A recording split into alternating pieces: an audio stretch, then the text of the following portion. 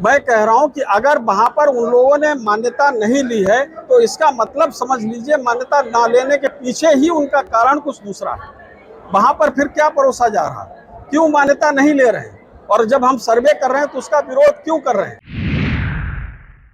जो अपना करना है और जिसके कारण उनको जो मिल रहा है समाजवादी पार्टी की रोज रोज जो दुर्दशा है उसके लिए वो स्वयं जिम्मेदार हैं।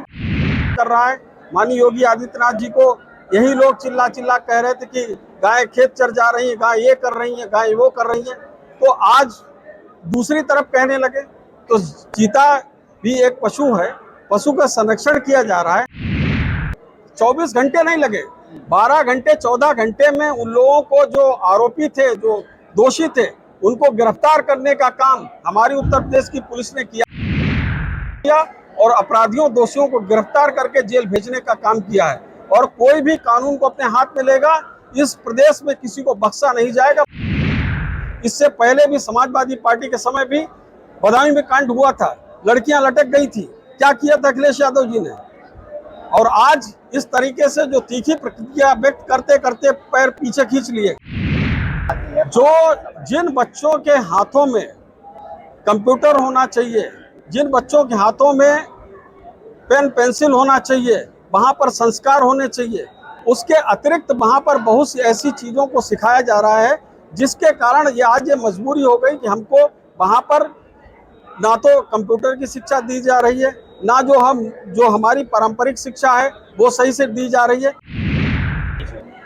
ऐसा है कि अब मुझे इस बारे में ज़्यादा कुछ नहीं कहना है। उनको जो अपना करना है और जिसके कारण उनको जो मिल रहा है समाजवादी पार्टी की रोज रोज जो दुर्दशा है उसके लिए वो स्वयं जिम्मेदार हैं। और मुझे लगता है कि इस तरीके की बातें नहीं, यहाँ पर माननीय नरेंद्र मोदी जी, माननीय योगी जी से ज़्यादा गायों की चिंता कौन कर रहा है।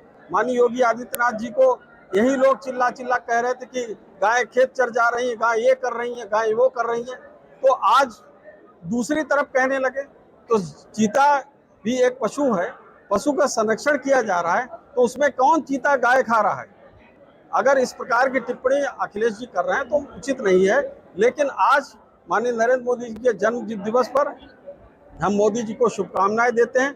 मोदी जी आज वैश्विक नेता हो गए हैं, हर देश का राष्ट्राध्यक्ष मोदी जी की बात को सुनना चाहता है, समझना चाहता है और उनसे सहयोग और समर्थ कारण आप समझ सकते हैं कि क्यों उन्होंने फैसला पलटा। और ये जो है पॉलिटिकल टूर करने के लिए लोग जाते हैं, तो ये फैसला पलटने के पीछे स्वतः स्पष्ट कारण है। जब उनको 24 घंटे नहीं लगे, 12 घंटे 14 घंटे में उन लोगों को जो आरोपी थे, जो दोषी थे, उनको गिरफ्तार करने का काम हमारी उत्तर प्रदेश की पुलिस ने किया है। माननीय मुख्यमंत्री जी के निर्देश पर हुआ है।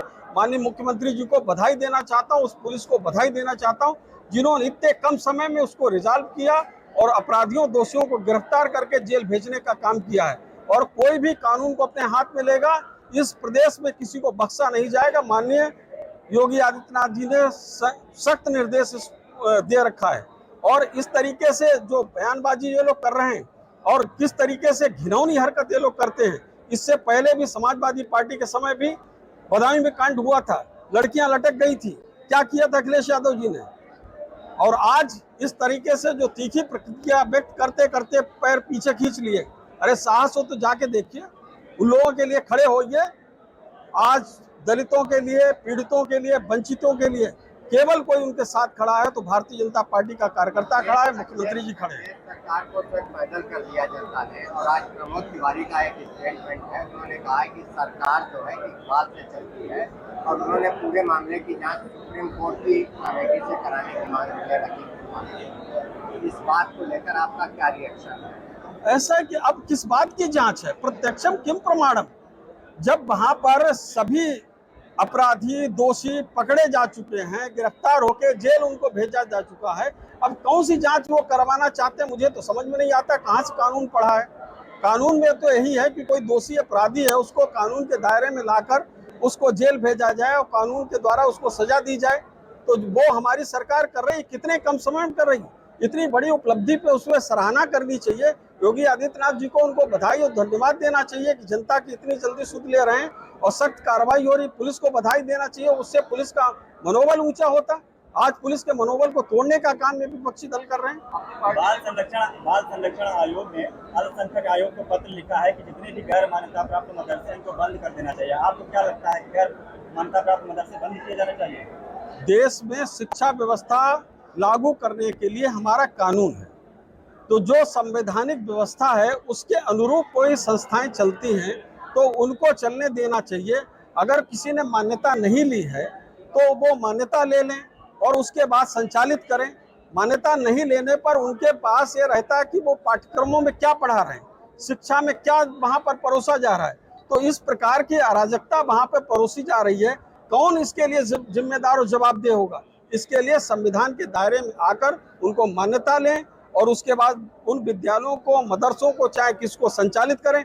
अगर हमारा कायदा, कानून, संविधान उसको न्यायसम्मत मानता है, उसको परमिट करता है तो वो चलाएं, और नहीं चलाएं तो उसको व्यवस्थित करने का काम सरकार का है। आपने जवाब में कहा कि अराजकता परोसी जा रही है, तो थोड़ा सा उनके जो है प्रदेश जानना चाहेगा कि क्या आप लोगों की नोटिस में आया कि किस टाइप की अराजकता मदरसों में परोसी जाती है? जो जिन बच्चों के हाथों में कंप्यूटर होना चाहिए, जिन बच्चों के हाथों में पेन पेंसिल होना चाहिए, वहाँ पर संस्कार होने चाहिए, उसके अतिरिक्त वहाँ पर बहुत सी ऐसी चीज़ों को सिखाया जा रहा है जिसके कारण ये आज ये मजबूरी हो गई कि हमको वहाँ पर ना तो कंप्यूटर की शिक्षा दी जा रही है, ना जो हमारी पारंपरिक शिक्षा है वो सही से दी जा रही है। तो वहाँ पर भरमाने का काम भी हो रहा है। तो ये इसको सर्वे हो रहा है। अगर वहाँ पर वो लोग अपने पाठ्यक्रमों में या पाठ्यक्रमों से इतर कोई ऐसी गतिविधि का संचालन कर रहे हैं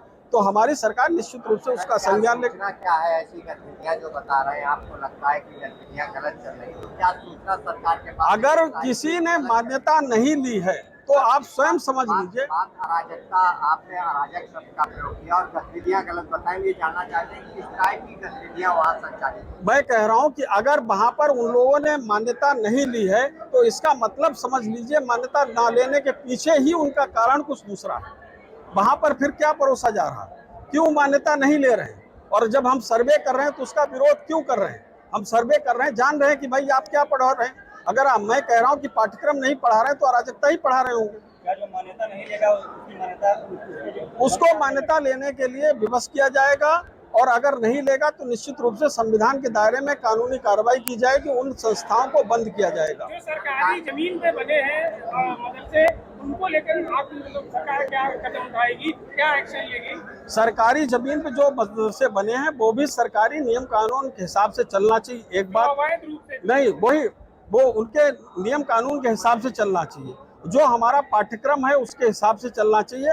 वो मान्यता लेने चलाएं और सरकार द्वारा जो सहूलियतें दी जा रही हैं उन सहूलियतों का भी लाभ उठाएं।